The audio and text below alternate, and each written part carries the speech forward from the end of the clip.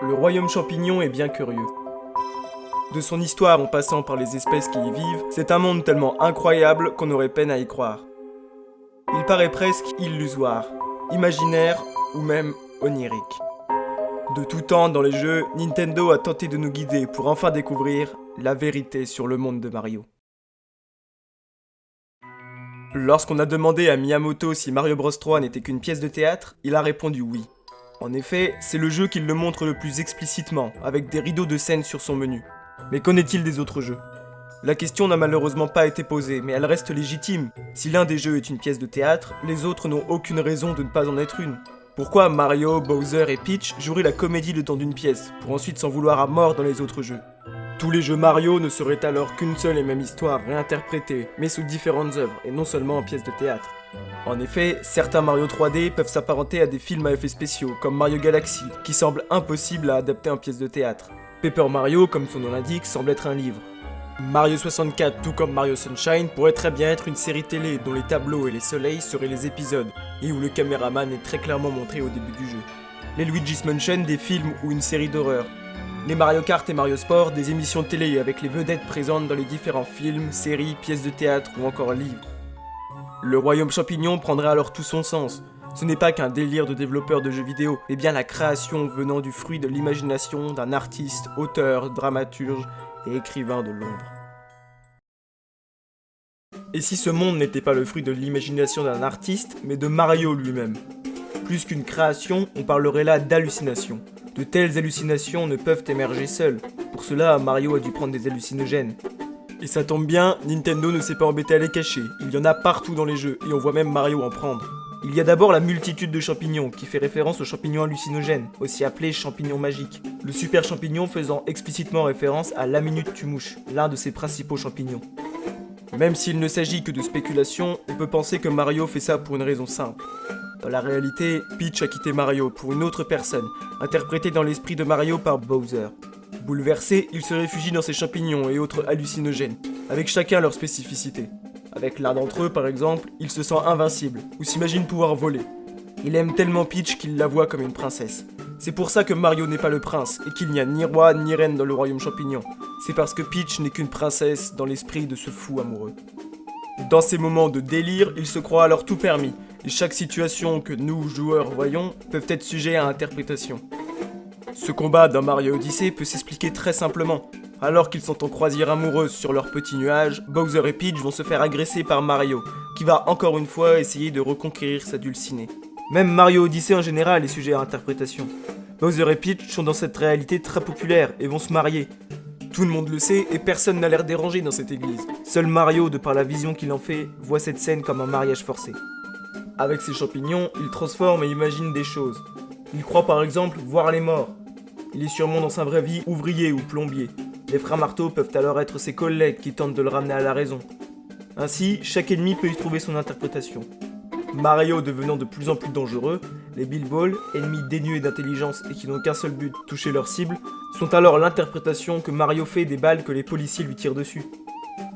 On peut même remarquer que, parfois, Mario consomme ses hallucinogènes avec son frère, et que tous deux partent dans des aventures délirantes et parfois dénuées de sens.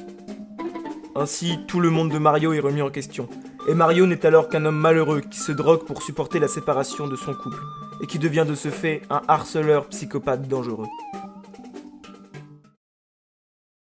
Pourtant, ce monde semble coloré, chatoyant, et ses habitants semblent tous heureux. On pourrait même y voir un monde parfait. Sans parler d'hallucination, on parlerait là de rêve. La saga a d'ailleurs déjà fait référence au rêve dans un de ses jeux, tout comme une autre licence. Et si on s'attarde sur cette autre licence, on peut même y trouver notre rêveur. Laissez-moi vous raconter l'histoire de Talon. Ce personnage issu de Ocarina of Time est le patron du ranch Lon-Lon, dans lequel il travaille avec Ingo. Il a une fille, Malon. Talon est sujet à la dépression. Celle-ci se trahit par sa fatigue, son manque d'énergie et ses problèmes de sommeil, pouvant s'endormir n'importe où et n'importe quand, même lorsqu'il part livrer du lait à la famille royale. Cette dépression est due à la mort de sa femme, à qui il pense tout le temps. Son apparence fait explicitement référence à Mario. Il a les mêmes vêtements, la même corpulence et la même moustache. Tout comme Mario, Talon peut s'endormir n'importe où, et qui plus est dans la même position. Ocarina of Time et Mario 64 ayant été développés à la même époque, ce détail avait été prévu par les développeurs. Le rapprochement entre les deux personnages va plus loin, puisqu'un artwork officiel présentait Talon portant un bonnet avec un M brodé dessus. Le lien entre Talon et Mario est clairement assumé par Nintendo, puisque le monde de Mario tout entier n'est que l'ensemble des rêves de cet homme dépressif. Il s'imagine alors sauver sa femme, symbolisée par Peach, de la mort, symbolisée ici par Bowser. Symbole que tout comme sa fille, il porte sur lui comme pour ne jamais oublier. La vision qu'il fait de lui dans ses rêves lui est sûrement inspirée d'un certain masque, vendu par le vendeur de masques qu'il aurait aperçu durant une de ses livraisons. Dans ses rêves, il inclut également ses proches, dont Ingo. Celui-ci est méprisant, arrogant et même méchant, à tel point qu'il fera travailler de force Malon au ranch pendant que Talon aura fui lorsque Ganondorf prendra le contrôle d'Hyrule. Si celui-ci fait explicitement référence à Luigi à cause de ses vêtements, sa corpulence ou sa moustache, c'est ainsi qu'il est représenté dans les rêves de Talon. Son caractère étant méprisant dans la réalité, Talon se venge dans ses rêves en l'imaginant naïf, timide, voire même peureux. Il n'oublie pas sa fille Malon, qu'il aime tellement qu'il la considère comme une princesse. La preuve, dans ses rêves, il l'imagine sous les traits de Daisy. Tout comme Malon, elle possède des cheveux roux, et est plutôt enjouée, dynamique et rayonnante. Il imagine alors les deux princesses de sa vie très proches et heureuses.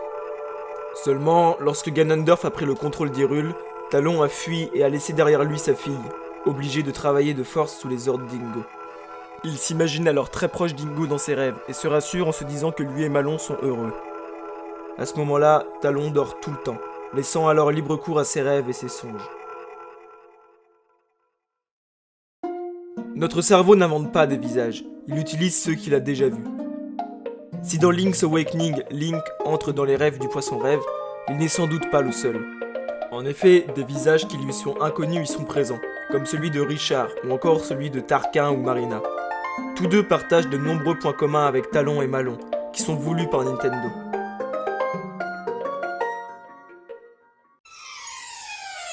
Talon et Tarquin ont les cheveux bruns, un grand nez, une moustache similaire et une chemise rouge orangée. Leurs prénoms commencent de la même façon. Ils font tous deux référence explicitement à Mario, et ont des filles qui se ressemblent, puisque Marina et Malon sont toutes deux rousses, rayonnantes et dynamiques. Elles ont le même début de prénom, elles chantent et apprécient chanter, et elles partagent une relation très proche avec Link. Si on sait que c'est bien Talon qui est entré dans le rêve du poisson rêve, c'est grâce à Wart.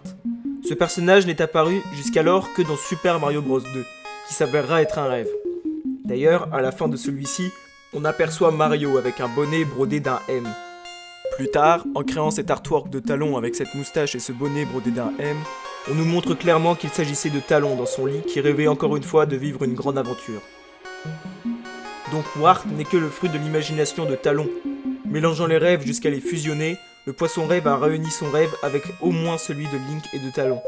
On peut même apercevoir la photo de la projection de la femme de Talon dans ses rêves. Nintendo avait donc déjà ce personnage en tête jusqu'à le concrétiser dans le jeu sortant après Link's Awakening, Ocarina of Time. D'ailleurs, dans Mario 64, un jeu sorti à la même époque que celui dont il est originaire, le fameux Hell is Real que les fans s'accordent à lire sur la fontaine est là pour rappeler à Talon que Link est réel.